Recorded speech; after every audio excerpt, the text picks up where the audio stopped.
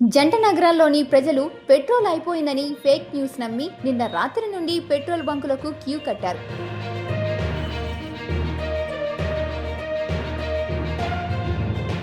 ప్రస్తుతం ఇప్పుడు ఒక పెట్రోల్ బంకులోని పరిస్థితి చూసినట్లయితే ఇక్కడికి వచ్చిన వారంతా కూడా గంటలుగా తమ ఆఫీస్ టైమింగ్ కూడా పక్కన పెట్టి పెట్రోల్ బంకుల్లో క్యూ లైన్ కట్టారు. అదేవిధంగా ఇక్కడికి వచ్చిన ప్రతి ఒక్కరూ కూడా ఫుల్ ట్యాంక్ మాత్రమే చేయించుకుంటున్నారు. ఒక్కరు కూడా తమ రోజుకి సరిపోయేంత పెట్రోల్ను తమ వాహనాల్లో కొట్టించుకోవడం లేదు.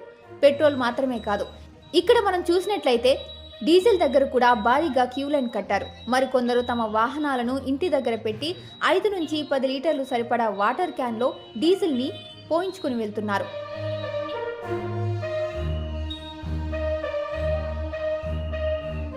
పెట్రోల్ బంక్ బయట అయితే చెప్పాల్సిన అవసరమే లేదు. సుమారు 2 నుంచి 4 కిలోమీటర్ల దూరం వరకు ట్రాఫిక్ జామ్ అయింది.